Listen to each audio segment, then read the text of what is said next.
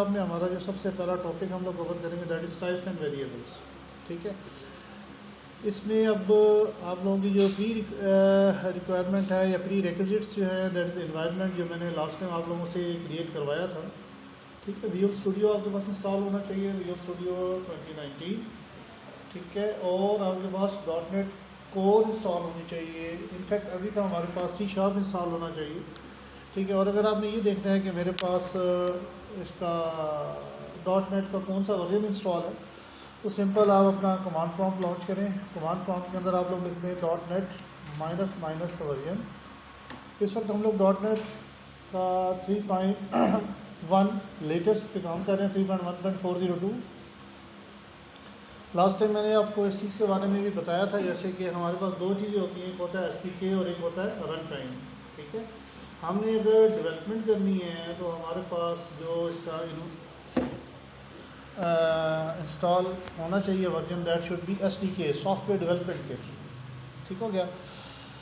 अच्छा, ये जितना भी काम हम लोग कर रहे हैं विजुअल स्टूडियो के अंदर, ये काम इक्वली ईज के साथ आप लोग .NET के एक और इन्वायरमेंट है जो कि माइक्रोसॉफ्ट ने प्रोवाइड किया, that is visual studio code. ठीक है, विजुअल स्टूडियो कोड के अंदर भी आप सारे यही काम कर सकते हैं। ठीक है, लेकिन उसके अंदर जो आप लोगों को थोड़ा सा ख्याल रखना पड़ता है, या जिसको हम कह सकते हैं कि या थोड़ी सी आप लोगों को जो डिफ़िकल्टी होती है, दैट इज़ इन्वायरमेंट। यहाँ पर जो काम हम करते हैं वो क्लिक पे कर रहे होते हैं, उसके अगेंस्ट एक्शन होता है, हमें नहीं पता होता कि पीछे कमांड कौन सी चल रही है। लेकिन अगर VS कोड के अंदर आपने काम करना है तो आपको उसकी CLI, जिसे कमांड लाइन इंटरफेस बोलते हैं, उसका नो होना चाहिए, कैसे रन करेगा, कैसे बिल्ड करेगा, कैसे कंपाइल करेगा, उसके अंदर डिबगिंग कैसे होती है, बैक एंड पे सारी कमांड्स वही चल रही होती हैं। ठीक है, तो इसलिए हम लोग अभी CLI के ऊपर फोकस नहीं करेंगे, हम लोग सिर्फ एनवायरनमेंट के ऊपर फोकस करेंगे। फर्स्ट ऑफ ऑल हम लोग क्या करते हैं कि file new and new project. अच्छा, अब इस चीज़ को आप लोगों ने देखना है कि हम लोग जब भी काम कर रहे होंगे तो हमारे पास जो इस वक्त डेवलपमेंट हम लोग करेंगे वो कंसोल एप्लीकेशन .NET कोर पे काम कर रहे होंगे। ठीक है, अभी जैसे अगर मेरे पास यहाँ लेफ्ट साइड पे चीज़ें नज़र आ रही हैं, रिसेंट प्रोजेक्ट टेम्पलेट्स हैं, मैं इसको राइट क्लिक करके यहाँ से रिमूव कर देता हूँ। अगर आपके पास Visual Studio first time install हुआ है, then you will get things like new and project, you will get things like this. ठीक है, आपको अगर अपनी मर्जी, बल्कि आपके पास इस तरह की चीज़ आ रही होगी। सबसे पहले आप लैंग्वेज सेलेक्ट करिए C# के अंदर हमें कंसोल ऐप चाहिए, जैसे कि ये सामने नज़र आ रही है, और अगर आपने सर्च करना है तो यहाँ पे कंसोल लिखते हैं। ठीक है, मेक श्योर कि आप लोग .NET कोर को सेलेक्ट कर रहे हो, नॉट .NET फ्रेमवर्क या .NEट कोर यूजिंग VB। हमने C# को यूज़ करना है। हम लोग अपना जितना भी सर्वर साइड के अंदर कोडिंग करेंगे वो हमारी लैंग्वेज कौन सी होगी, C# के अंदर होगी। इक्वली पॉसिबिलिटी है आपके पास कि आप सेम यही काम यूजिंग VB भी कर सकते हैं। ठीक है, लेकिन हमारी सर्वर साइड की लैंग्वेज है that is VB, C#, not the VB। Console application using .dot net core, इसको आपने क्लिक किया। यहाँ पर अब आपने क्या करना है, सबसे पहले आपने वो डायरेक्टरी चूज़ करनी है जहाँ पे आपने इस प्रोजेक्ट को सेव करना है। ठीक है, इस इन्वायरमेंट क्रिएशन के प्रोसेस का आपको बहुत अच्छी तरह से आइडिया होना चाहिए कि ये मैंने कैसे बनानी है। सबसे पहले तो हम लोकेशन चूज़ करते हैं। लोकेशन चूज़ करने के लिए आपने ब्राउज़ किया और D यानी कि जो भी अगर आपने अपनी चूज़ करनी है ट्रेनिंग्स, मैं जैसे ASP.NET टाइप्स एंड वेरिएबल्स, मैं कहता हूँ सेलेक्ट फोल्डर, ये उस डायरेक्टरी स्ट्रक्चर को उसने चूज़ कर लिया। ठीक है, तो यहाँ पर अब मैं जो एक चीज़ होती है प्रोजेक्ट का नेम, एक जो होती है सोल्यूशन का नेम। सोल्यूशन एक ऐसी फाइल होती है जिसके अंदर मल्टीपल प्रोजेक्ट्स एग्जिस्ट कर सकते हैं। तो एक सोल्यूशन के अंदर different type of projects exist कर सकते हैं। ठीक है, और वो प्रोजेक्ट्स आपस में एक दूसरे के साथ इंटरेक्शन कर सकते हैं। ठीक है ना, जैसे कोई हम कहते हैं कि क्लास लाइब्रेरी प्रोजेक्ट, जैसे भी आप आगे जाके देखोगे थोड़े दिनों के बाद कि हम लोग क्लास लाइब्रेरी प्रोजेक्ट बनाएंगे, कंसोल एप्लीकेशन बनाएंगे, वेब एप्लीकेशन बनाएंगे, थिंग्स लाइक दैट। ठीक है, अच्छा, अब सबसे पहले मैं प्रोजेक्ट का नाम लिखता हूँ। प्रोजेक्ट का नाम मैं लिख लेता हूँ, लेट्स से नॉर्मली जो प्रोजेक्ट का नाम होता है तो उसको लिखने की एक कन्वेंशन होती है, ठीक है। तो इसको अगर आप लोगों ने देखना है कि लेट्स से मैं कहता हूँ कि मेरी कंपनी का नाम आस्क, ओके, डॉट प्रोजेक्ट का नाम डॉट मैं कहता हूँ ओके, मैं कहता हूँ कि कंसोल ऐप, एग्जाम्पल के तौर पे, ठीक हो गया। अब यहाँ पे मेरे पास क्या है, सोल्यूशन का नाम। तो सोल्यूशन का नाम क्या रखना चाह रहा हूँ मैं, सोल्यूशन का नाम रख देता हूँ टाइप्स एंड वेरिएबल्स, ठीक है। सोल्यूशन का नाम आप कुछ भी रख सकते हैं, लेकिन जो प्रोजेक्ट का नाम है वो नाम आपका एक वैलिड C# नेम होना चाहिए, यानी कि इस नाम के अंदर कभी भी आप डैश यूज़ नहीं कर सकते, स्पेसेस यूज़ नहीं कर सकते, ठीक है ना, ऐसी हरकतें नहीं करनी, ओके।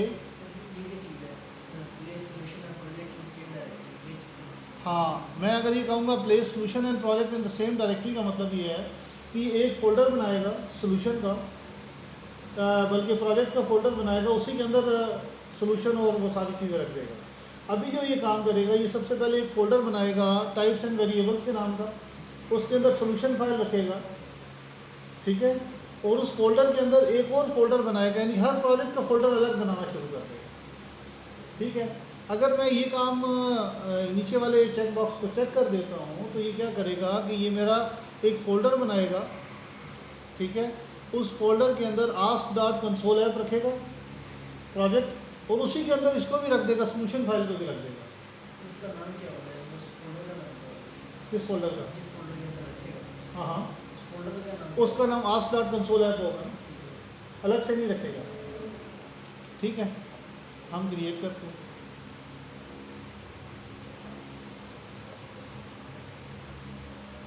ओके,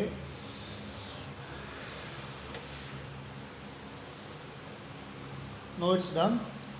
अभी हमारा ये देखिए, ये हमारा प्रोजेक्ट बन गया, this is our console application. अब मैं ये देखना चाहता हूँ कि ये प्रोजेक्ट कहाँ बना है। अब ये देखिए, जैसे मैं आपको बता रहा था कि सोल्यूशन फाइल बनी टाइप्स एंड वेरिएबल्स की, इसके अंदर प्रोजेक्ट बना ask.console ऐप, और इसके अंदर एक program.cs। अभी हम देखते हैं कि ये सारी कहानी क्या चल रही है, लेकिन just look at the structure, directory structure. देखिए, हम लोगों ने काफ़ी आगे तक चीज़ों को लेकर चलना है, यानी कि इंशाल्लाह we will move as per our schedule, लेकिन ये जो बेसिक चीज़ है ना, ये इतनी क्लियर होनी चाहिए कि ना आपको कोई कन्फ्यूजन ना रहे, ठीक है ना। अच्छा, अब ये देखिए, मैं ये कहता हूँ कि यार ये कहाँ बना है सोल्यूशन, ये प्रोजेक्ट कहाँ पे बना है, तो सोल्यूशन पे राइट क्लिक करें, सोल्यूशन को सिलेक्ट किया, इसके ऊपर राइट क्लिक किया, राइट क्लिक करने के बाद यहाँ पे नीचे आ जाइए, open folder in the file explorer, इसको मैं क्लिक करूँगा तो ये मेरा यहाँ पे सोल्यूशन पड़ा है, उस फोल्डर को खोल दिया। अब ये देखिए, इससे मैं एक लेवल ऊपर चला जाऊँ तो ये वही, ये देखें ये क्या है मेरा 20, 10, 12 लेक्चर 1 टाइप्स एंड वेरिएबल जो मैंने फोल्डर बनाया था, और उसके बाद फिर टाइप्स एंड वेरिएबल सोल्यूशन के नाम का फोल्डर बना। सोल्यूशन के नाम के फोल्डर के अंदर मैंने क्या कहा था, सोल्यूशन फाइल बनेगी, और हर प्रोजेक्ट का अपना फोल्डर बनेगा, और उसके अंदर उस प्रोजेक्ट से रिलेटेड फाइल्स पड़ी हुई होंगी। गॉट दैट, कोई इशू तो नहीं है, ठीक है ना।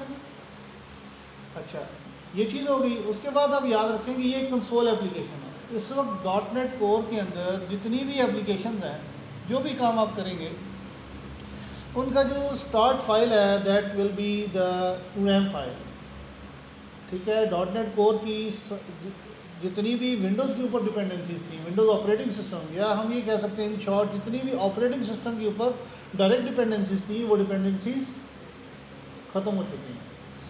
इसलिए हम इसे कहते हैं कि ये प्लेटफॉर्म इंडिपेंडेंट एक फ्रेमवर्क बना हुआ है। इसकी जो भी एप्लीकेशन चलती है वो हमारी स्टैटिक वॉइड मेन से स्टार्ट होती है, उसका entry point static void main होता है। अब अगर इस प्रोजेक्ट को मैं रन करूं, इस प्रोजेक्ट को मैं रन करता हूं, तो मुझे अपने आउटपुट में क्या नज़र आएगा, मुझे आउटपुट में एक कंसोल चलता हुआ नज़र आएगा। ये देखें, दिस इज़ अवर कंसोल। इसको मैं थोड़ा सा छोटा करता हूँ और वी विल मूव अपवर्ड, ठीक है। ये हमारे पास नज़र आ रहा है, दैट इज़ ये हमारा मैसेज है हेलो वर्ल्ड जो डिस्प्ले हो रहा है, ठीक है। और नीचे बाकी उसके अपने मैसेजेस हैं कि मैं कहाँ से फाइल को रन कर रहा हूँ और क्या क्या आपने करना है, क्या let's say press any key to close this window, ठीक है। This is the standard prompt from the console application and this will be the output of our program. क्योंकि ये कंसोल एप्लीकेशन है, इसने कहाँ चलना है, कंसोल पे चलना है। ओके, चलें, ये काम हो गया। अच्छा, अब हम लोग जो भी काम करेंगे इसी के अंदर करेंगे रह के, ठीक है। यहाँ पे आज मैंने ये बताना है कि हमने अगर अपने वेरिएबल्स को डिक्लेयर करना है तो कैसे डिक्लेयर करना है, कौन कौन सी हमारे पास डाटा टाइप्स हैं वेरिएबल्स के हैं, ठीक है। अच्छा, अब दूसरी बात अपने जहन में ये भी रखिएगा कि इट्स नॉट रिक्वायर्ड कि हम लोग एक दिन में एक टॉपिक कवर कर रहे हैं, ठीक है। आज हमारी क्योंकि फर्स्ट क्लास है, ठीक है, तो मैं पहला 2-3 लेक्चर्स जो हैं स्मार्ट पेस पे लेके चलेंगे, ठीक है। बाद में हम लोग कोशिश करेंगे कि हम लोग जब एक दूसरे के साथ ट्यून अप हो जाएंगे, ठीक है, then we should move a bit faster. लेकिन इस सारे कोर्स को करवाने का मकसद ये है कि आप लोग यहाँ से एक अच्छे डेवलपर बने। कोई चीज़ समझ नहीं आती ना, उसी वक्त मुझे रोक दें, मुझे उसी वक्त कहें कि इस कॉन्सेप्ट को दोबारा रिपीट करें और practice is the main important thing, ठीक है। Don't ever get late in the class, ठीक। ओके जी, यहाँ पे अब मैं क्या करता हूँ, हेलो वर्ल्ड को फिलहाल ख़त्म कर देता हूँ। अच्छा, ये जो अभी आप लोग देख रहे थे कंसोल, ये क्या चीज़ है, मैं अगर यहाँ पे, हाँ जी, जो आपने इंडिपेंडेंट वाली बात की थी, कोड वाली, उसका पॉइंट समझ गए। इंडिपेंडेंसी का मतलब ये है कि इस वक्त अगर मैंने यही काम डॉटनेट कोर, अगर किसी बंदे ने डॉटनेट कोर के अंदर बैठ के काम करना है तो क्या उसके पास विंडोज़ ऑपरेटिंग सिस्टम होना ज़रूरी है, माइक्रोसॉफ्ट विंडोज़ ऑपरेटिंग सिस्टम ही होना ज़रूरी है, या किसी और ऑपरेटिंग सिस्टम में भी वो ये काम कर सकता है?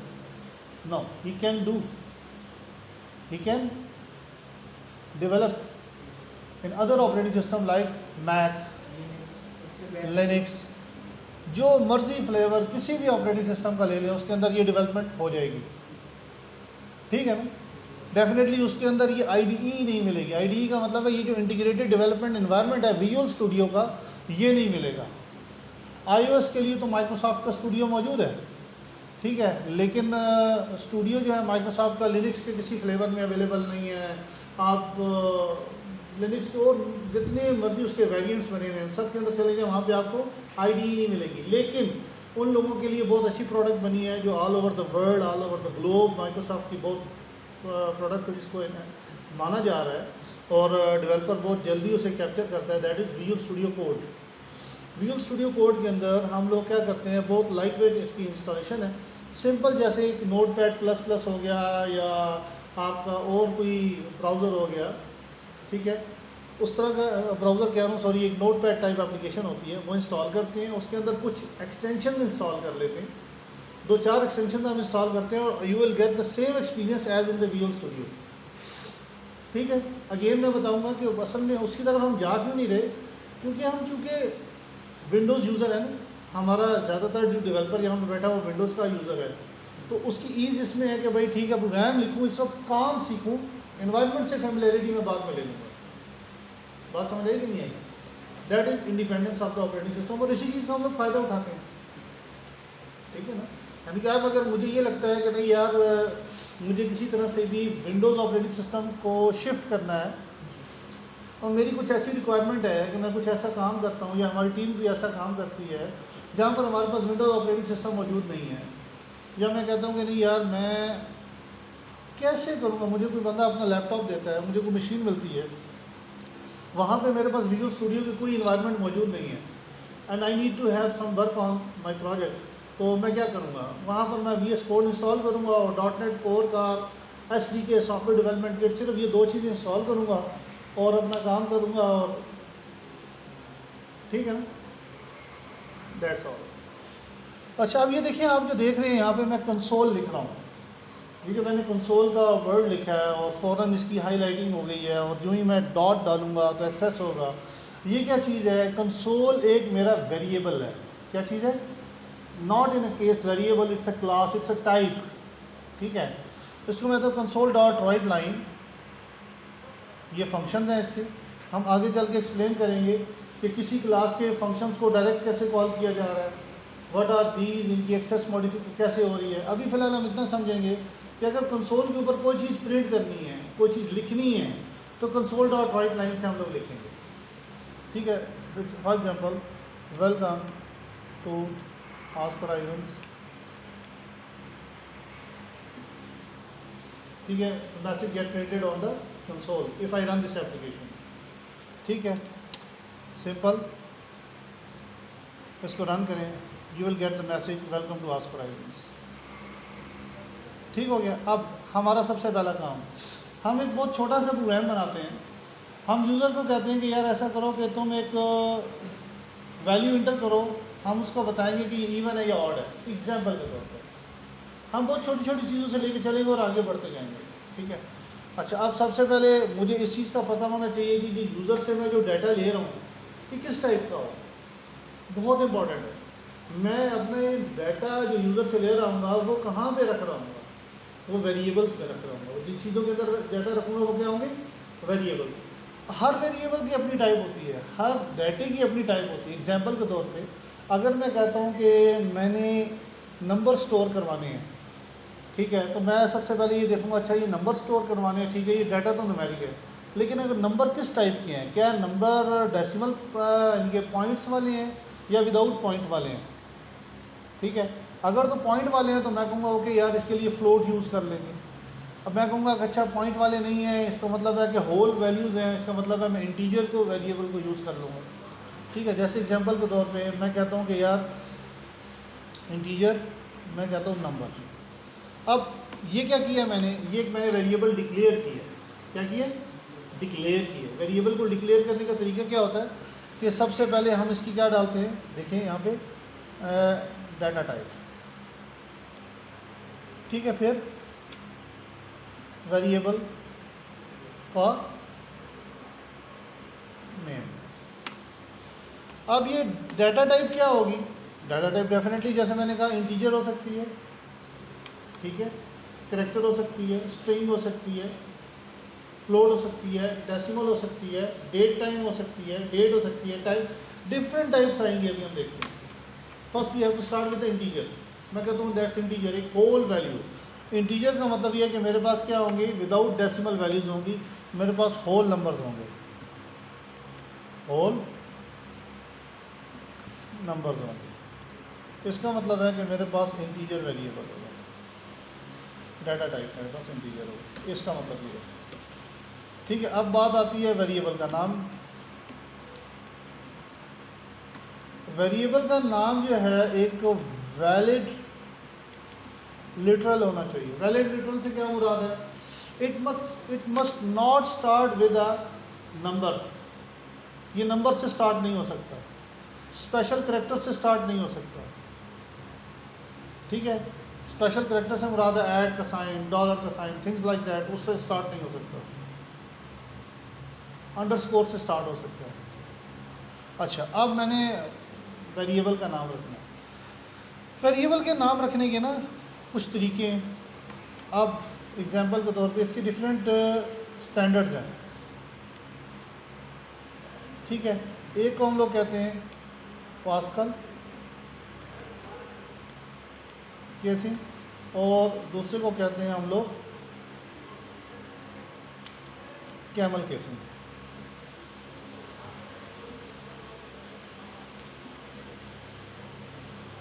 कैमल केसिंग, पास्कल केसिंग और कैमल केसिंग की मैं एग्जांपल देता हूँ। लेट्स से मैंने डेट ऑफ बर्थ का वेरिएबल रखना है, अगर मैं पास्कल केसिंग यूज़ करूँगा तो मैं लिखूँगा डेट ऑफ बर्थ, हर वर्ड का पहला करेक्टर बड़ा कर दूंगा। ठीक हो गया ना, इसको हम कहते हैं that is over pascal casing. लेकिन अगर हम लोग कैमल केसिंग की तरफ जाएं, कैमल केसिंग में सिर्फ पहले वर्ड का पहला करेक्टर छोटा, बाकी सब बड़े, that is over camel casing. ठीक है ना। अच्छा, मेरे जो लोकल वेरिएबल्स होते हैं, नॉर्मल कन्वेंशन ये चलती है कि वेरिएबल्स की जो नाम है वो आप रखेंगे कैमल केस में, फंक्शंस के नाम, प्रॉपर्टीज़ के नाम हम पास्कल केसिंग करते हैं। ठीक है, यानी कि हम लोग कहते हैं कि फंक्शंस प्रॉपर्टीज, ठीक है, और वेरिएबल्स हम लोग कैमल के समय, ठीक है ओके। डेटा जो है वो वेरिएबल से अंदर स्टोर होगा। डाटा वेरिएबल के अंदर स्टोर होगा। वेरिएबल वो एक बॉक्स है जिसके अंदर वो डाटा पड़ा हुआ होगा, ठीक है। अच्छा, अब मैं सबसे पहले उसको मैसेज देता हूँ, मैं कहता हूँ okay console dot right line inter number, clear हो गया। मैंने उसे सबसे पहले मैसेज क्या दिया, एक नंबर इंटर करो यार, ठीक है। अब वो जो नंबर इंटर करेगा, यूज़र एक नंबर इंटर करेगा, वो नंबर मैं यूज़र से कैसे गेट करूँगा, वो नंबर मैं यूज़र से कैसे गेट करूँगा, वो नंबर गेट करने का हमारे पास तरीका क्या होगा कि मैं कहूँगा ओके यार कंसोल डॉट रीड लाइन या रीड की, मैं रीड लाइन लूँगा, ठीक है। मैं उसे कहूँगा रीड लाइन करो। अब ये जो डाटा है ये मैं कहीं स्टोर करूँगा, कहाँ करूँगा, यानी कि कंसोल के ऊपर जाके मैं ठहरा, वहाँ पर मैंने उससे पूछा कि भाई इंटर करो एक वैल्यू, इंटर अ नंबर, तो उसके बाद मैंने उसे कहा चलो अब इनपुट करेगा। ये इनपुट करने के लिए मैंने उसे अगली कमांड दी कंसोल डॉट रीड लाइन, यानी कि कुछ वो इंटर करेगा, उसके बाद इंटर प्रेस कर देगा, कोई वैल्यू वहाँ पे लिखेगा और उसके बाद इंटर प्रेस कर देगा। मेरी एक्सपेक्टेशन है यूज़र से, हमेशा यूज़ केस को ज़हन में रखना है आपने। रीड लाइन अपने अंदर भी स्टोर करेगा, जस्ट रीड करेगा। रीड लाइन क्या करेगा, अपने अंदर नहीं स्टोर करेगा, ये एक फंक्शन है जो यूज़र की इनपुट का वेट करता है। यूज़र जो भी कंसोल के ऊपर इनपुट लिखता है वो एक बफर में ले जाता है। अब वो जो बफर में डाटा आएगा, वो डाटा आपने किसी वेरिएबल को असाइन करवाना है, ठीक है। तो अब ये देखें, मैं एक डाटा इस वेरिएबल को असाइन करवाऊंगा, मैं कहता हूँ ये डाटा मैंने रखना है, तो एग्जांपल के तौर पर अब ये जो डाटा रिटर्न होगा किस टाइप का होगा, इस फंक्शन के ऊपर आके एरो रखें तो पता चल रहा है स्ट्रिंग टाइप का होगा। कंसोल के ऊपर से जितना भी डाटा हमें मिलेगा वो 100% हमेशा स्ट्रिंग टाइप का होगा। जितनी भी यूज़र की इंटरेक्शन हमारे साथ चल रही होती है, इनके यूज़र की इंटरेक्शन सॉफ्टवेयर के साथ चल रही होती है, वो सारा डाटा हमेशा स्ट्रिंग टाइप में आता है, ठीक है ना। कंप्यूटर को इस बारे में कुछ भी नहीं पता होता कि ये डाटा है, ये डेट डल रही है, ये नंबर डल रहा है, ये कैरेक्टर डल रहा है, ये क्या डल रहा है, कौन बताएगा, हम बताएंगे। हम देखेंगे कि ये डाटा किस टाइप का है, हम डाटे को उस टाइप में फिर लेकर जाएंगे, कन्वर्ट करेंगे, ठीक हो गया। तो ओके, हम लोग कहते हैं अच्छा यार ये जो डाटा आ रहा है, हम कहते हैं ओके स्ट्रिंग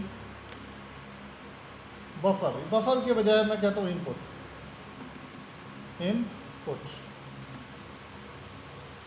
ठीक है। और मैं यहाँ पे इसको कह देता हूँ input is equal to this. अब ये देखिए मैंने ऊपर वेरिएबल डिक्लेयर किया और नीचे उसे यूज़ किया, सही हो गया। अब ये जो वेरिएबल डाटा यूज़र ने दिया है, इस डाटे को मैंने क्या करना है, एनालाइज करना है कि ये क्या है। लेकिन एनालाइज करने के लिए मुझे क्या करना पड़ेगा, ये डाटा स्ट्रिंग में है, इसे किस में कन्वर्ट करना है, नंबर में कन्वर्ट करना है। क्या करना है, नंबर इंटीजर में कन्वर्ट, अपने रिक्वायर्ड टाइप में कन्वर्ट करना है। तो जैसे यहाँ पर एक क्लास है, क्लास का वर्ड सिर्फ इतना रखें कि यहाँ पे एक ऐसी यूटिलिटी मौजूद है जो कंसोल के साथ इंटरेक्शन करवा रही है। उस यूटिलिटी का क्या नाम है, कंसोल। ये हम बाद में पढ़ेंगे कि क्लासेस क्या होती हैं, इट्स टू अर्ली कि मैं आप क्लासेस के बारे में बताना शुरू करता हूँ। तो हम उसको एक शॉर्ट टर्म बोल लेते हैं, दैट इज़ अ यूटिलिटी, ठीक है। इसी तरह हमारे पास एक यूटिलिटी है जो ये काम करेगी, किसका, टाइप कन्वर्जन का काम करेगी, ठीक है। मैं कहता हूँ ओके यार वो जो यूज़र ने डाटा दिया है नंबर इज इक्वल्स टू, तो उसके लिए हम कहेंगे कन्वर्ट डॉट टू इंटीजर। अब ये जो कन्वर्ट है ना, इसके अंदर हर तरह की कन्वर्जन हो सकती है। ये देखिए आपको अगर पता चल रहा हो, यहाँ पे देखें हर तरह की डाटा टाइप में डाटे को कन्वर्ट किया जा सकता है, ठीक है ना। अब ये डाटा किस टाइप का होगा, लेट से मैं कहता हूँ कन्वर्ट डॉट टू इंटीजर 32 और मैंने यहाँ पे ब्रैकेट लगाई। अब ये देखिए ये बता रहा है कि इस फंक्शन की 19 डिफरेंट डेफिनेशंस बड़ी हुई हैं, ठीक है, यानी कि अगर मैंने अपने किसी भी टाइप के डाटा को इंटीजर में कन्वर्ट करना है तो मैं सिर्फ वो टाइप का डाटा पास कर दूँ। एग्जांपल के तौर पे ये देखिए क्या कह रहा है, मुझे बूलियन वैल्यू पास करें, मैं इंटीजर में कन्वर्ट करके दूंगा। ओके, अब ये देखिए अगला वर्जन अगर मैंने देखना है, ये मुझे बाइट पास करें, मैं इंटीजर में कन्वर्ट करूँगा, मुझे करेक्टर पास करें, मैं इंटीजर में कन्वर्ट करूँगा, मुझे डेट टाइम पास करें। हमारा डाटा किस टाइप का है, हमारा डाटा स्ट्रिंग टाइप का है। ठीक है, तो स्ट्रिंग की डेफिनेशन है, हाँ जी मौजूद है स्ट्रिंग की डेफिनेशन। ये देखें, ये देखें, integer, long, objects, single byte, short, string. ठीक है, स्ट्रिंग टाइप का डाटा मौजूद है। अब हम यहाँ पर इसको कहेंगे ठीक है हमारा डाटा स्ट्रिंग टाइप का है, तो हम लोग इनपुट लिख देंगे यहाँ पे, ये इनपुट को कन्वर्ट कर देगा नंबर में। समझ आ रही कि नहीं आ रही? अब उसके बाद हम इस नंबर के ऊपर चेक लगाना चाहते हैं कि देखते हैं कि ये इवन है या ऑड है। मेरी बात समझ आ रही है आप लोगों को? ठीक है, अच्छा अब ये काम करने का हमारे पास काफ़ी आसान तरीके मौजूद हैं। क्या मतलब, अब यहाँ पर मैं सबसे पहले एक चेक लगाऊंगा। इवन और ऑड चेक करने की लॉजिक मेरे पास होनी चाहिए। ठीक है, बहुत छोटा सा चेक है, हम छोटे होते करके आ रहे हैं कि अगर कोई नंबर इवन चेक करना है तो हम उसे 2 से डिवाइड करके देख लेते हैं। ठीक है, अगर उसका रिमाइंडर 0 है तो इसका मतलब है कि वो इवन है, और अगर नहीं है तो ऑड है। तो सिंपल इज दैट, मैं कहता हूँ if number mod 2 double is equal to 0। ठीक है, अच्छा अब ये क्या काम हो रहा है, ये कंडीशन चेक हो रही है। ठीक है, ये क्या हो रही है, कंडीशन चेक हो रही है। अब ये देखिए इफ स्टेटमेंट के अंदर जब भी कोई चीज़ लिखी जाती है तो उसकी 2 साइड होती हैं, left hand side and right hand side. Number mod 2 is the left hand side, equal to 0 is right hand side. और जब भी कंपैरिजन करना है तो डबल इक्वल डलता है। ठीक है, अब ये देखिएगा अगर तो ये कंपैरिजन वैलिड रहा तो इसका मतलब है मुझे ट्रू रिटर्न होगा। मुझे क्या मिलेगा, ट्रू रिटर्न होगा। इन केस ऑफ ट्रू ये इस ब्रैकेट के अंदर चला जाएगा, और इन केस ऑफ फॉल्स ये एल्स में चला जाएगा, that is if else statement. बात समझ आ रही है कि नहीं आ रही है? ओके जी, अब अगर मैं कहता हूँ कि मॉड 2 इक्वल टू 0 तो मैं कहूँगा ओके यार, कंसोल राइट लाइन लिखने का एक तो तरीका था ना कि मैं पूरा लिख दूँ जी कंसोल डॉट राइट लाइन, ये काम कर दूँ। एक तरीका है, यहाँ पे कुछ कोड स्निपेट्स हैं, CW लिख के 2 दफ़ा टैब दबाए, कंसोल डॉट राइट लाइन बन जाता है। ठीक है, यानी कि you just have to write CW console write line. ठीक है, तो हम यहाँ पे से कहेंगे you entered an even value. ठीक है, और यहाँ पे हम कह देंगे इसको, वही कॉपी करके मैं नीचे लिया है, you entered an odd value. ठीक हो गया। अब इस प्रोग्राम को अगर मैं रन करूँ,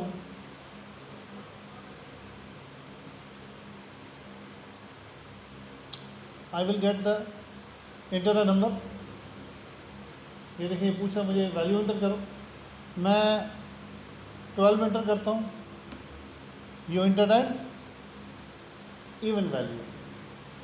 बात समझ आई? इंटर की और इंटर लाइन में क्या फर्क होगा? इंटर को रीड लाइन और रीड की में क्या फर्क होगा? रीड लाइन जो है ना, आप इसके ऊपर देखिए F5, रीड लाइन का मतलब होगा कि आप अपना डाटा आराम से डालें, डालने के बाद इंटर की प्रेस करेंगे, that is read line, sorry right line, read line sorry, that is read line. कि आप आराम से अपनी सारी लाइंस डालें, यहाँ पर बेशक मैं पूरा मजमून डाल दूँ, उसके बाद जब तक मैं इंटर प्रेस नहीं करूँगा वो बफर में नहीं जाएगा। चाहे दूसरी लाइन पे आए। हाँ हाँ, ये लिखते लिखते लिखते लिखते जितनी मर्जी लाइंस बन जाए। ओके, अच्छा जब तक इंटर प्रेस नहीं करूँगा ये बफर में नहीं आएगा। रीड की क्या होता है, एक की, वो सिर्फ आपकी एक की का वेट करेगा, जो ही आप पहले कोई भी की दबाएंगे तो वो रिजल्ट दिए बगैर रिजल्ट दिए बगैर निकल जाएगा, इवन ऑर्डर बताए बगैर। हाँ हाँ, उस की को आपने मैनेज करना है ना, यानी कि आप, इसका मतलब है कि सिंगल डिजिट इनपुट कर सकते हैं ना। हम ये तो नहीं करना चाहेंगे ना, ठीक है। लेट्स से 1 to 8 9 अगर मैं करूँ, you entered an odd value. जी समझ आ गई बात की? कोई प्रॉब्लम इस चीज़ के अंदर तो बताएंगे। सर इसमें जो इनपुट वैल्यू को कितने बाइट देता है, बाइट शेयर जैसे इंटीजर है, चीज़ें कितने कितने बाइट? अच्छा अब देखिए, ये जो काम आप लोगों ने, ये आप लोग एग्जाम्पल के तौर पे, मैं अगर ये देखना चाहता हूँ कि इंटीजर मैक्सिमम कितना डाटा लेता है, ठीक है, इट्स टू सिंपल। मैं कहता हूँ कंसोल राइट लाइन इंटीजर, ठीक है। अब अगर मैं ये चाहता हूँ कि इंटीजर की मिनिमम कितनी लेंथ है और मैक्सिमम कितनी है, इंटीजर मिनिमम और इंटीजर मैक्स, ठीक है। अब मैं कहता हूँ कि इंटीजर जो है वो मिनिमम कितना डाटा ले सकता है, दैट इज़ मैं कहता हूँ कि इंटीजर 32 डॉट मिन वैल्यू, ठीक है। अच्छा इस इंटीजर 32 को मैं इंट कह देता हूँ और मैं ये कह देता हूँ कि int dot max value. It's too simple. जो भी आपकी डाटा टाइप है उस डाटा टाइप का मिन और मैक्स उसके पास एज अ प्रॉपर्टी पड़ा हुआ है, ठीक है। ये देखिए integer 32 bit signed integer 32 bit, तो आपको तो अंदाजा लगा लें अगर 32 बिट है तो 2 टू पावर 32 माइनस 1, 0 से लेके 2 टू पावर 32 माइनस 1 वैल्यू अपने अंदर स्टोर कर सकते हैं। क्लियर होगी बात? इसको अगर मैं अब रन करूं, ये इसकी मिनिमम वैल्यू और ये इसकी मैक्सिमम वैल्यू,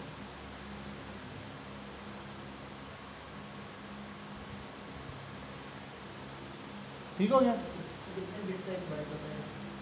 कितने बिट का एक बाइट होता है? 8 बिट का एक बाइट होता है, ठीक है। गुड। निबल भी यूज़ किया जाता है, निबल 4 बिट की एक निबल होती है, असेंबली में यूज़ किया जाता है ना निबल। निबल बिट होता है, निबल होता है, बाइट होती है, फिर आगे चीज़ें चलती हैं, ठीक हो गया। सर ये वैल्यू किस चीज़ में, किस फॉर्म में, मतलब बिट में अगर होता है कि 32 बिट इंटीजर इंटू सामने वैल्यू लिखा 2147, ये किस फॉर्म में है, ये किस? मेरी जान, आप अगर इससे बड़ी वैल्यू या इसकी मिनिमम से छोटी वैल्यू इस वेरिएबल के अंदर अगर स्टोर करना चाहोगे जिसकी डाटा टाइप इंटीजर है तो ये नहीं करेगा। इस रेंज के अंदर की वैल्यू वो अपने अंदर रखेगा। एग्जाम्पल के तौर पे इट्स टू सिंपल। मैं आपको कहता हूँ कि यार अवैस मुझे बताओ कि मेरे पास ना इस वक्त 2 लाख रुपए है, आप घर लेके जा सकते हो? आप कहोगे हाँ सर मेरे पास बैग है, डाल के ले जाऊँगा। मैं कहूँगा यार मेरे पास ना इस वक्त 20 करोड़ रुपया पड़ा हुआ है, तो आप ले जाओगे घर? तो आप कहोगे नहीं सर मेरे पास तो बैग इतना है, इसके अंदर तो सिर्फ 15 लाख तक आ सकते हैं मैक्सिमम। ये क्या चीज़ है? ये उस बैग, उस बकेट की रेंज है कि नहीं है? So simple. वो तो समझ आ रही है, हाँ जी। यहाँ पे समझ नहीं आ रही। अगर मैं यहाँ पे 7 ऐड के एंड लिखा, उसके आगे मैं 2 डिजिट और डाल दूँ? नहीं ना मेरी जान, 7 के आगे 2 डिजिट तो दूर की बात रहेगी। अगर आप 2 1 उधर देखिए 2 1 4 7 4 8 3 6 4 8 भी डालेंगे तो वो फट जाएगा, एक्सेप्शन दे देगा। ये देखें अभी ये है ना, मैं इसी वैल्यू को कॉपी कर लेता हूँ और यहाँ पे पेस्ट करता हूँ और यहाँ पे मैं 8 डालता हूँ। क्या हुआ है? Value was either too large और टू स्मॉल। Got it?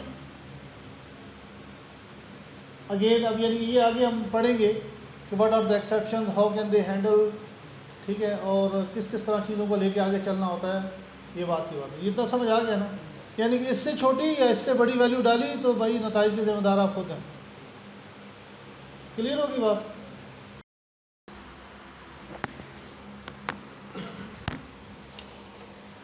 ठीक है जी, यहाँ तक हम लोगों ने काम कर लिया।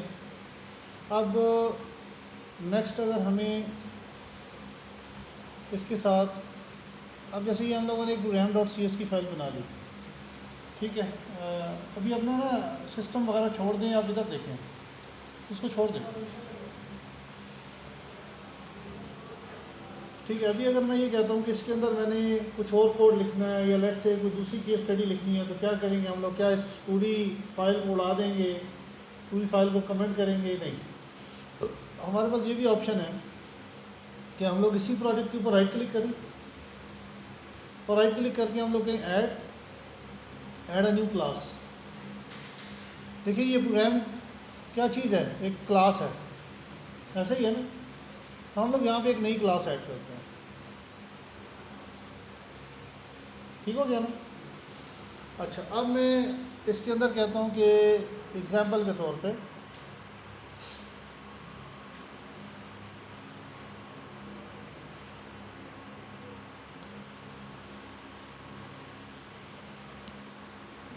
सॉर्टिंग क्लास, ये क्लास बन गई।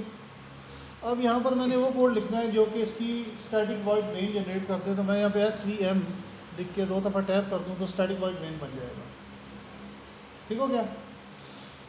अब इसके अंदर, अब अगर मैं इस प्रोग्राम को कंपाइल करूँ, यानी कि इस प्रोजेक्ट को कंपाइल करूँ, तो I will get a certain error. क्यों, देखें,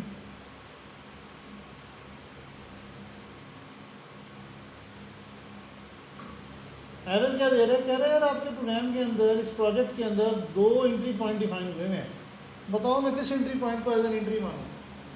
इसका मतलब ये है कि आपके इस पूरे प्रोजेक्ट के अंदर 2 दफ़ा स्टैटिक वॉइड मेन या एक से ज़्यादा दफ़ा स्टैटिक वॉइड मेन आ रहा है। मुझे ये बताओ कि स्टैटिक वॉइड मेन को मैं as an entry point consider करूँ। अब ये कॉन्फ्लिक्ट हम कहाँ से रिजॉल्व करें, ये कॉन्फ्लिक्ट रिजॉल्व करने के लिए मैं अपने प्रोजेक्ट के ऊपर राइट क्लिक करूँगा और इसकी प्रॉपर्टीज़ पे जाऊँगा। याद रखिएगा, प्रोजेक्ट की प्रॉपर्टीज़ खोल रहा हूँ मैं, अपनी सोल्यूशन की प्रॉपर्टीज़ नहीं खोल रहा। प्रोजेक्ट की प्रॉपर्टीज़, और प्रोजेक्ट की प्रॉपर्टीज़ के अंदर मेरे पास होता है यहाँ पर स्टार्टअप ऑब्जेक्ट। स्टार्टअप ऑब्जेक्ट का मतलब है कि मैं इसको बताऊँगा कि ask.console_app.sorting या ask.console_app.program, मेरा स्टार्टअप कौन सा है, मैं कहूँगा सॉर्टिंग, ठीक है। अब मैं अगर इसको कंपाइल करता हूँ, मिसाल ओके, नो इशू, ठीक हो गया बात, ठीक है। अब नेक्स्ट हम लोग इसके अंदर क्या करते हैं कि हम ये कहते हैं कि इसके अंदर अगर हमें एरे डिक्लेयर करनी पड़े इंटीजर की, हाउ कुड वी, ठीक है। लेट्स से मैं कहता हूँ कि इंटीजर वेरिएबल है और इसकी मैंने एरे बनानी है, ठीक है, और मैं इसको कह देता हूँ कि नंबर्स, और इसको मैं इनिशलाइज करा देता हूँ,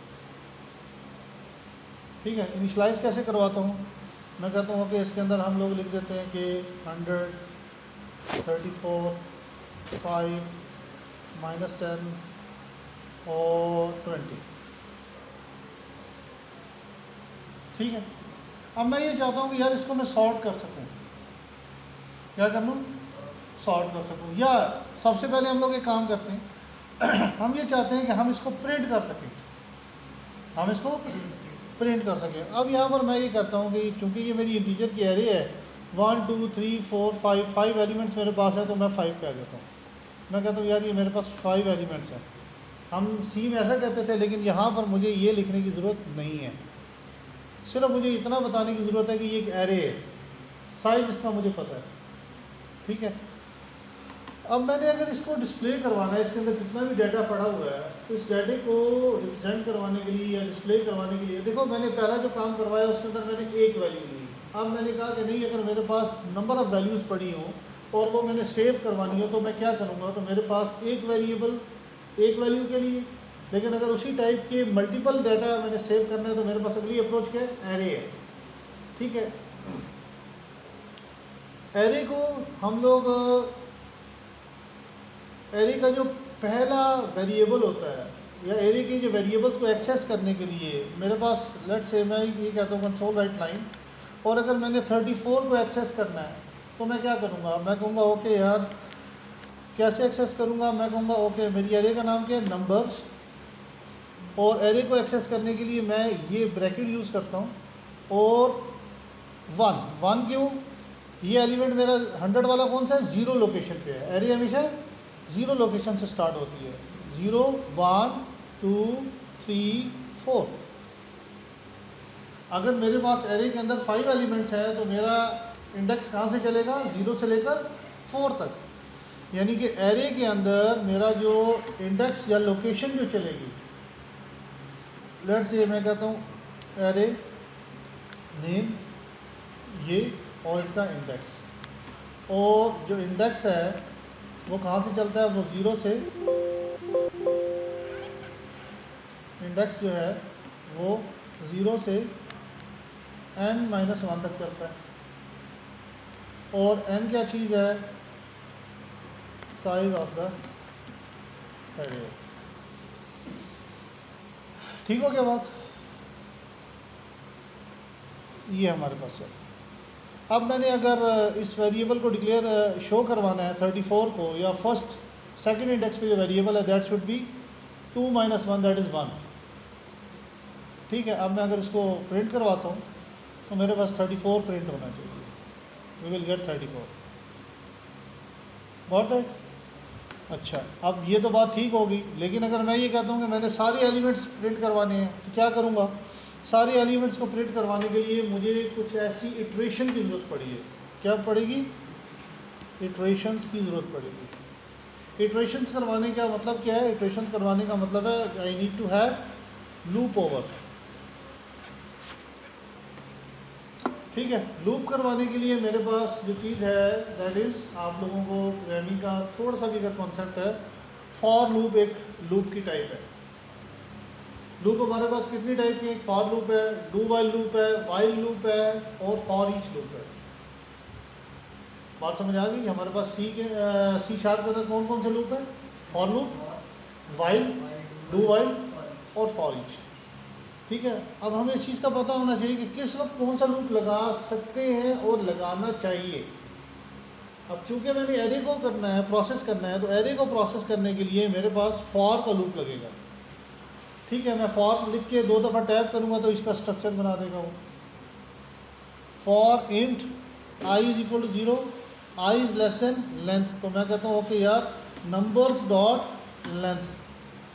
एरे की अगर मैंने लेंथ कैलकुलेट करनी है तो एरे डॉट, एरे का नाम डॉट लेंथ कर दूंगा तो एरे का साइज मिल जाता है मुझे। क्या मिल जाता है? एरे का साइज मिल जाता है। यानी कि एग्जांपल के तौर पे अगर मैंने यहाँ पे ये प्रिंट करना है कि एरे का साइज क्या है, तो मैं कहूँगा ओके यार एरे साइज क्या है मेरे पास, नंबर्स डॉट लेंथ। ठीक हो गया? अच्छा, इसको मैं फिलहाल ख़त्म यहाँ से कट करके इधर ले आता हूँ। ठीक है, और मैं इसको आई कह देता हूँ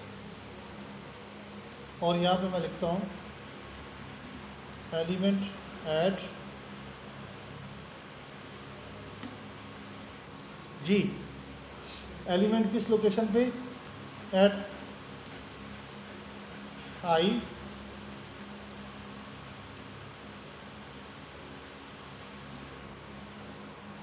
ठीक है, ith लोकेशन पे जो एलिमेंट है वो ये है।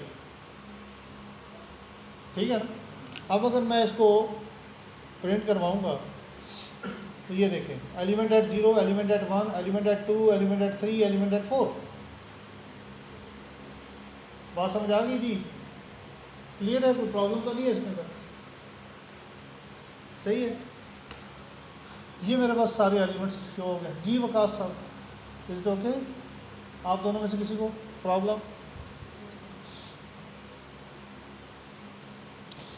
अच्छा, ये तो था हमारे पास एरे की प्रोसेसिंग करने का तरीका। अब अगर मैं ये कहूँ कि इन एलिमेंट्स को अगर मैंने सॉर्ट करना है तो सॉर्ट करने के लिए हमारे पास डिफरेंट एल्गोरिदम्स हैं।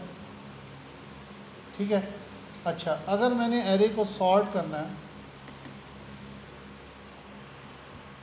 एरे डॉट सॉर्ट और अंदर एरे का नाम, अंदर एरे का नेम, एरे का नेम क्या है? नंबर्स। ये इस एरे को सॉर्ट कर देगा, कोई ज़रूरत नहीं है, ये एरे को सॉर्ट कर देगा। ठीक है ना? और ये बबल सॉर्ट को यूज़ करेगा, बबल सॉर्ट। ठीक है, बबल सॉर्ट का एल्गोरिथम क्या करता है? पहले एलिमेंट को लेता है, उससे कैलकुलेट करता है, अगले एलिमेंट से कैलकुलेट कर कंपेयर करता है।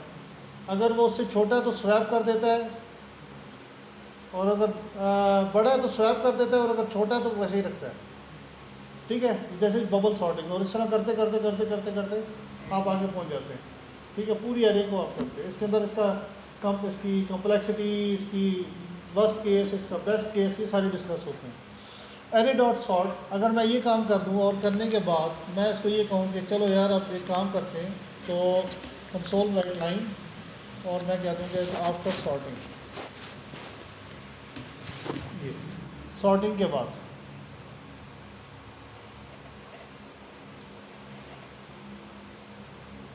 Do we get the required result? So simple ना, क्लियर होगी बात है?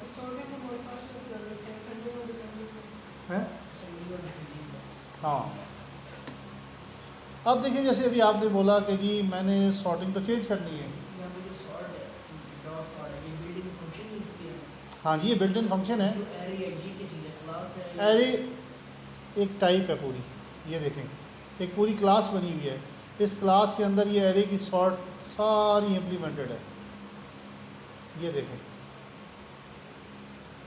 ये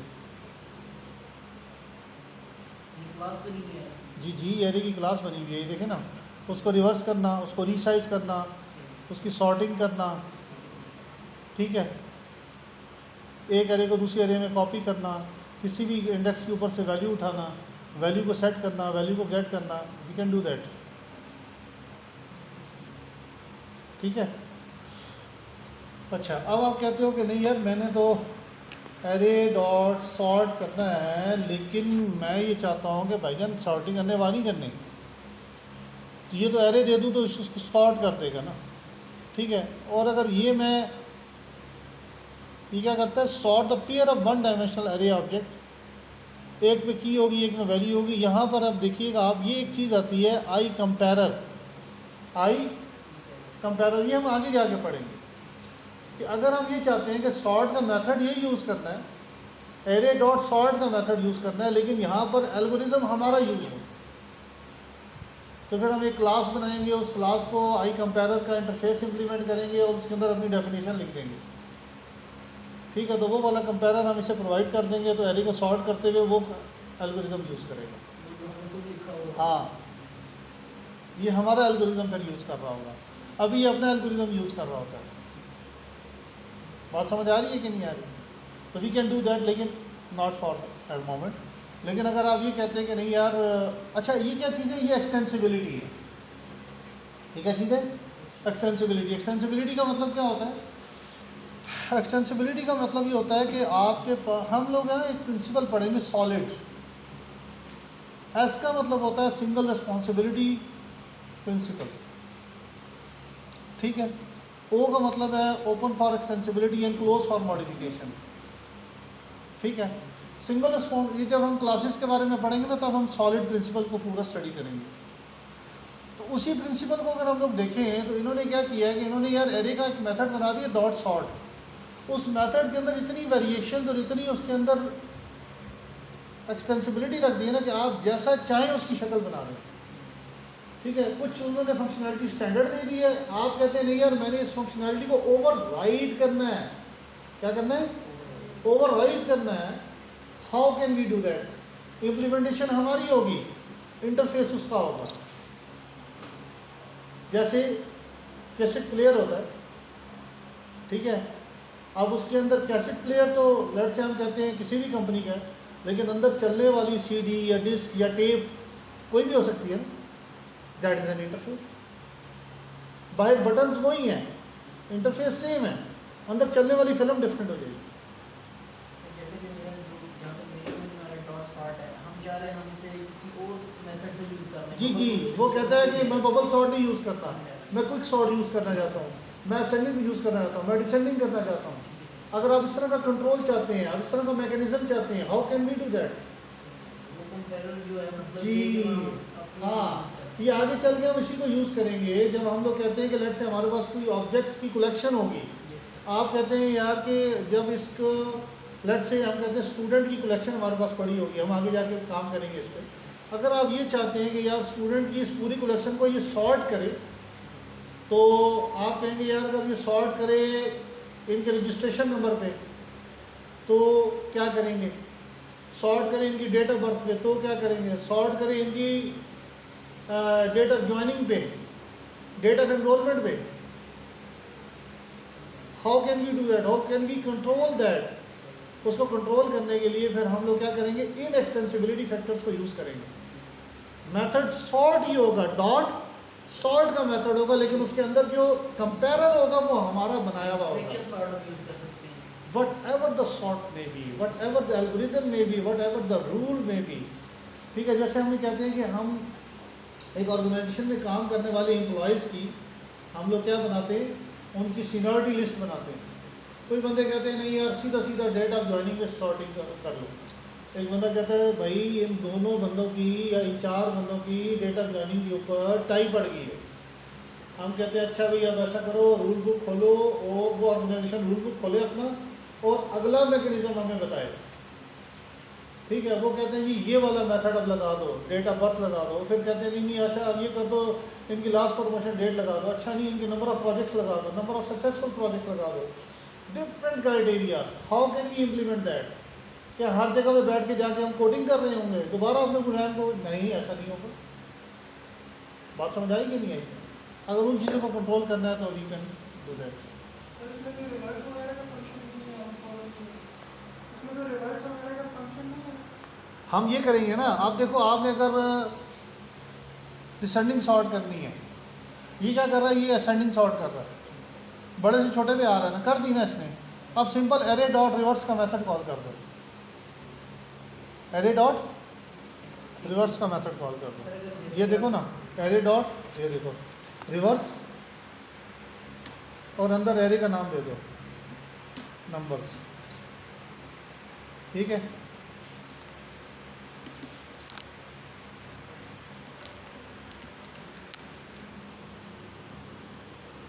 एक काम को करने के कई तरीके हैं। ठीक है, ये देखें डिसेंडिंग सॉर्ट होगी।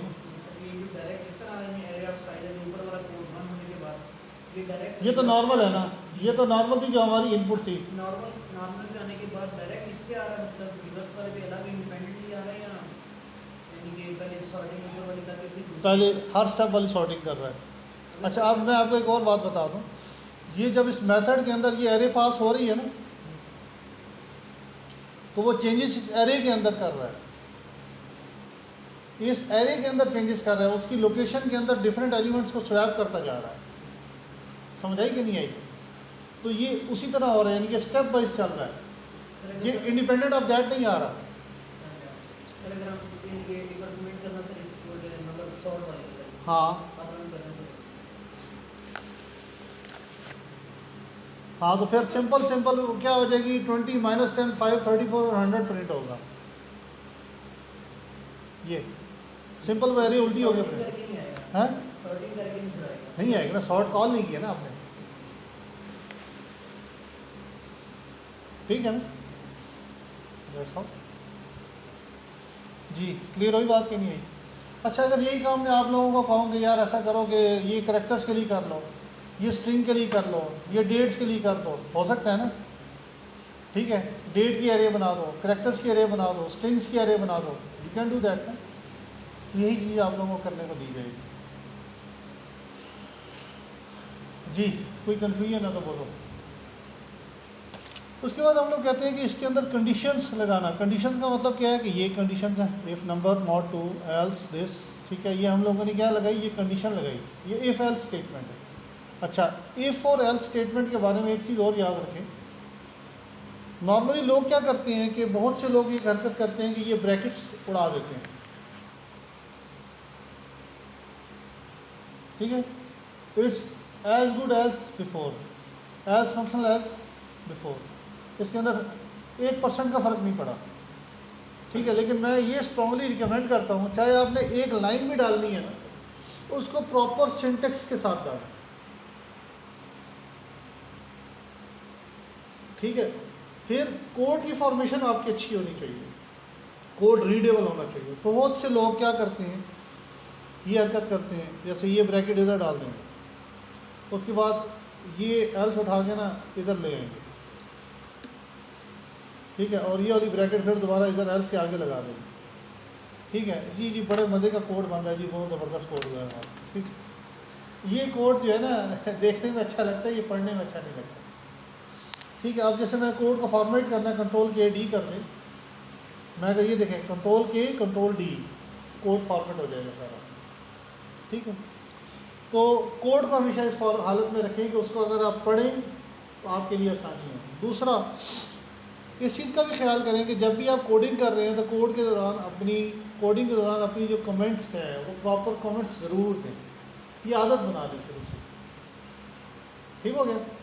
अच्छा, अब मैं ये कहता हूँ कि यार ये जो मैंने काम किया है, या लेट से सॉर्टिंग के अंदर ये जो मैंने काम किया है, मैं ये चाहता हूँ कि यार ये जो काम है ये कि मैंने ये जो नंबर प्रिंट किए, बार बार नंबर प्रिंट कर रहा हूँ ना, ठीक है। तो ये कोड मैं बार बार लिख रहा हूँ ना, ऐसा ही हो रहा है, ठीक है। अगर मैं इसको यहाँ से करूँ और मैं कहूँ कि एडिट, और इसको मैं कहता हूँ यहाँ से जनरेट, यहाँ से होता है इसका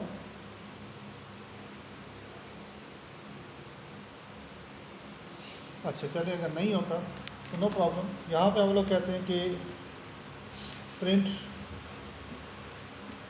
एरे, ठीक है। और इस एरे को मैं क्या करता हूँ कि नंबर्स दे देता हूँ, और यहाँ पे मैं कंट्रोल डॉट प्रेस करता हूँ, generate the method,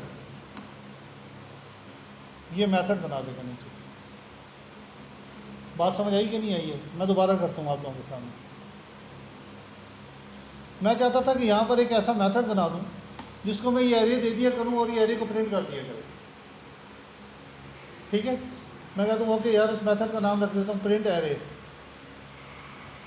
print array, और इसको डाटा कौन सा दूंगा? नंबर, डेफिनेटली, सही है ना।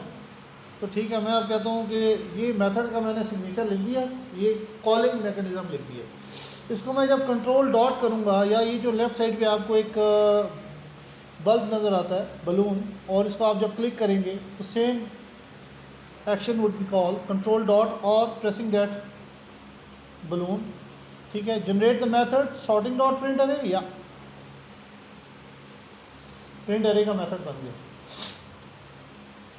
सही हो गया। मैं क्या करूँगा, मैं अपनी इस लाइन को कॉपी करता हूँ, इस लाइन को कॉपी करके मैं इसके अंदर यहाँ पे कॉपी पेस्ट कर देता हूँ, सही हो गया। अब मैं क्या करूँगा, मैं कहता हूँ भाई जान छुड़ाओ इससे, ठीक, इससे भी जान छुड़ाओ, इससे भी जान छुड़ाओ, क्या ख्याल है? अब जैसे मैंने यहाँ सॉर्ट किया था, सॉर्टिंग,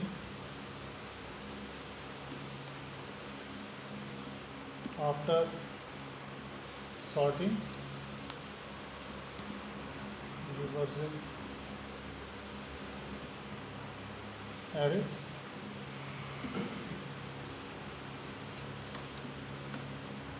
आफ्टर रिवर्सल, ठीक है। The code will be quite cleaner, बहुत अच्छा कोड होगा। बार बार आप एक पीस ऑफ कोड बार बार लिखते आ रहे हैं तो that would be A mess ना। क्लियर हुई बात की? अब इसको रन करें, you will get the same response जो आपको पहले मिल रहा था, ठीक हो गया। कोई प्रॉब्लम है इसमें तो बताएं। गुड, ये जो नीचे आपने फंक्शन लिखा है, मेथड लिखा है, तो इसमें ये प्राइवेट स्टैटिक वॉइड क्यों यूज हो रहा है? क्यों यूज़ हो रहा है? Good, very good. ये ना नॉर्मली हम लोग जिस वक्त क्लासेस के बारे में पढ़े होंगे ना, तब मैं ज़्यादा बेहतर एक्सप्लेन कर दूंगा आपको, लेकिन इस वक्त मैं इतना बता देता हूँ कि जो आप प्राइवेट का कीवर्ड पढ़ रहे हैं, दीज आर द कीवर्ड। मैं जब वेरिएबल्स के बारे में बता रहा था उस वक्त एक बात बताना मैं भूल गया। जैसे वेरिएबल के नाम की कुछ कन्वेंशंस हैं कि इसका स्टार्ट कैसा होना चाहिए, इस तरह उसकी कुछ डोंट्स हैं कि ये नहीं होना चाहिए, ठीक है। वन ऑफ डोंट्स क्या है कि जो आपके कीवर्ड्स हैं, जो रिजर्व वर्ड्स हैं जो लैंग्वेज के, वो कभी भी वेरिएबल का नाम नहीं हो सकते। अच्छा, अब ये प्राइवेट क्या मतलब है? प्राइवेट का मतलब है इसका जो एक्सेस है ना, इसकी जो एक्सेस है वो बाहर कहीं से नहीं हो सकती, बाहर बाद में एक्सप्लेन करेंगे हम लोग जब क्लासेस को पढ़ रहे होंगे। लेकिन this is as good as our own personality. किसी भी बंदे की इंफॉर्मेशन के बारे में जो चीज़ है ना वो इसी तरह मेंटेन होती है। हमारा कुछ डाटा होता है जो हम कहते हैं कि हर एक को पता होता है। मेरा नाम क्या है, मैं कौन हूँ, मैं क्या करता हूँ, या लेट्स से मेरा नाम क्या है, ठीक है, बहुत से लोग जानते होंगे, that is a public identity. ठीक है, मैं कहाँ रहता हूँ और मैं क्या करता हूँ, that is my private identity. ठीक है, ओके। मेरा बाप दादा कौन है, मेरा गांव कौन सा है, मैं कौन से महल्ले में बिलोंग करता हूँ, या मेरी कास्ट क्या है, that is my inherited properties. बात समझ आई? यानी कि ओपन प्रॉपर्टीज या ओपन डाटा पब्लिक डाटा कहलाएगा, that is public access modifier. वो डाटा जो मैं कहता हूँ कि मेरे अलावा कोई ना देख सके, दैट इज प्राइवेट। वो डाटा जो सिर्फ मेरी ब्रांचेस देख सके, डिराइव्ड ब्रांचेस, या मैं देख सकूं, that is protected. 3 access modifier है बेसिकली। ठीक है, आगे फिर इनकी चीजें खुलती है वो हम पढ़ेंगे इंशाल्लाह। देखो, programming is very very basic thing. यानी कि प्रोग्रामिंग के अंदर कोई ऐसी चीज यूज नहीं होती कि जो आप कहेंगे आउट ऑफ द वर्ल्ड कोई चीज आ गई है और ये पता नहीं यूज हो रही है, यार पता नहीं क्या हो रहा है। प्रोग्रामिंग के अंदर, कंप्यूटर्स के अंदर हमने जितनी भी चीजें ऑटोमेट की हैं वो क्या है, तो दुनिया की है ना, जिंदगी की है ना। ठीक है, तो हम लोग एलियंस के साथ तो काम नहीं कर रहे हैं, ऐसा ही है। तो इसी तरह हमने जितने भी प्रोसेसेस यूज़ करने हैं, जितनी भी चीज़ें यूज़ करनी है, वो सारी वही होंगी जो हमारे इन पूरे सिनेरियोस को कवर करती हैं। कोई चीज़ ऐसी नहीं होगी जो हम कहेंगे कि यार अनहोनी हो गई है, बाहर से आ रही है, ऐसा नहीं है। Is it clear? Okay. Static और चीज़ है। अब मैं अब यही बात बताने जा रहा था आपको कि फंक्शंस कैसे बनते हैं, फंक्शन कैसे डिफाइन किया जाता है। फंक्शन को डिफाइन करने के लिए हमारे पास ना 3 चीज़ें होती हैं। फंक्शन के अंदर एक इसका होता है, लेट से हम लोग कहते हैं कि इसकी रिटर्न टाइप, एक इसकी रिटर्न टाइप होती है।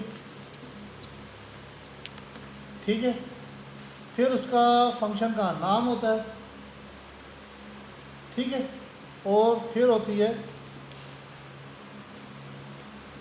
पैरामीटर्स की लिस्ट होती है, जितने भी पैरामीटर, या हम पैरामीटर्स बोल देते हैं, ये फंक्शन का सिग्नेचर होता है। बात समझ आई? अगर मैं यहाँ पर देखूँ, forget about the private static, these are the access specifiers. Void return type होने का मतलब है कि ये रिटर्न कुछ नहीं करेगा। प्रिंट एरे फंक्शन का नाम है, पैरामीटर क्या ले रहा है, इंटीजर ले रहा है। Is it good? क्लियर होगी बात? प्राइवेट के बारे में मैं बता चुका हूँ। ठीक है, अच्छा, अब वाई इज इट स्टैटिक? ये स्टैटिक इसलिए है क्योंकि आपकी जो मेन प्रोग्राम की जो फाइल है, मेन फंक्शन खुद से एक स्टैटिक फंक्शन है। तो स्टैटिक फंक्शन जो है वो सिर्फ स्टैटिक फंक्शंस को कॉल कर सकता है। ठीक है,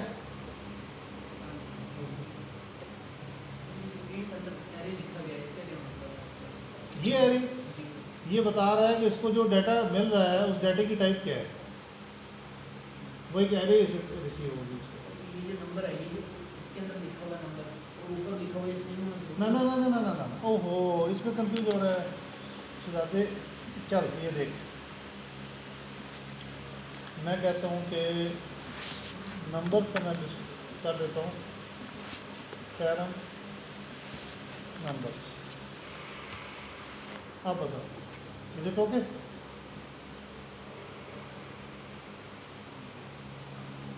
ठीक हो गया ना? तो कोई ज़रूरी नहीं। देखो,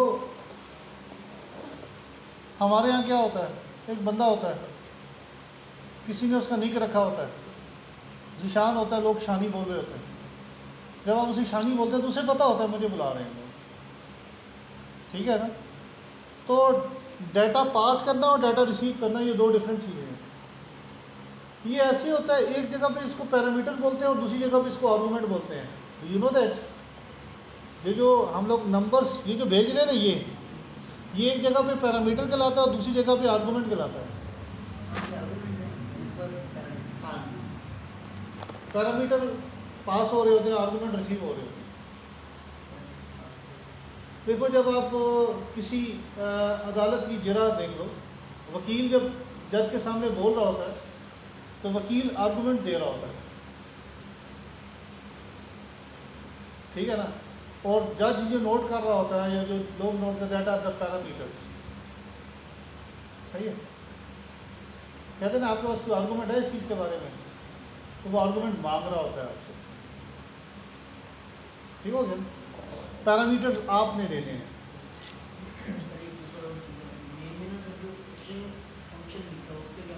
ये इसका मतलब ये है कि अगर इस प्रोग्राम को मैं कमांड लाइन से रन करूं तो इसको आर्गूमेंट दे सकता हूं। अगर इस प्रोग्राम को मैं कमांड लाइन से रन करूं जाके, इसकी एक एग्जी बन चुकी है, इसकी ना एक एग्जी बन चुकी है। यहाँ पे वो एग्जी कहाँ बनी है वो मैं आपको दिखाता हूँ। बिन के अंदर, डीबग के अंदर, नेटकोर ऐप 3.1 के अंदर ये एक एग्जी बनी है। इस एग्जी को ना मैं कमांड लाइन से जाकर भी चला सकता हूँ।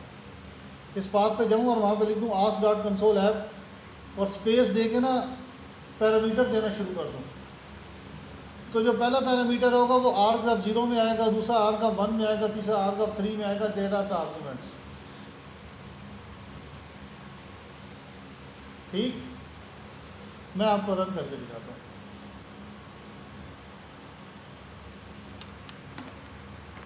ठीक है, मैं कहता हूँ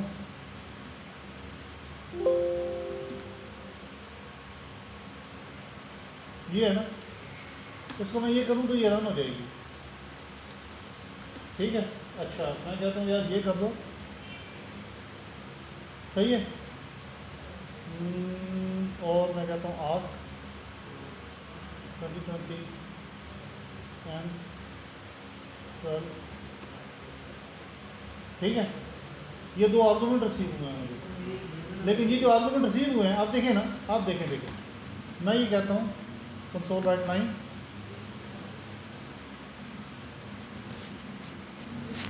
आर्गूमेंट्स फ्रॉम CLI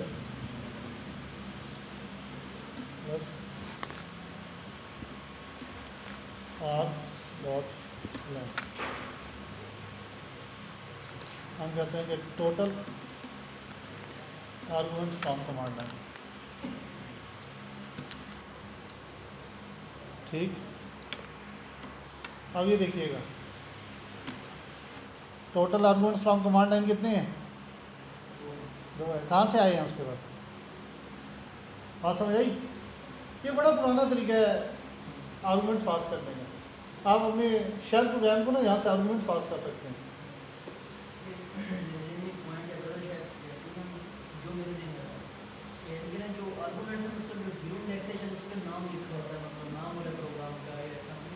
कुछ भी नहीं होता ऐसा, कुछ भी नहीं होता। एवरीथिंग इज 100% क्लियर, ठीक हो गया। अब आपको ये पता चल गया कि आर्गूमेंट्स क्या होते हैं, पैरामीटर्स क्या होते हैं, फंक्शन कैसे बनता है, फंक्शन के अंदर डाटा कैसे होता है, आपने रिडंडेंट कोड को कैसे कम से कम किया जाता है, ठीक है। कंडीशंस कैसे लग रही हैं, ठीक है। फॉर लूप कैसे लग रहा है, फॉर और इफ स्टेटमेंट के अंदर प्रोसेसिंग कैसे हो रही है और कैसे अपने प्रोग्राम को बनाना है, ठीक हो गया। रिडंडेंट मतलब है बार बार, जी ओके। चलें जी, आज हम यहीं पे अपना कोड ख़त्म करते हैं।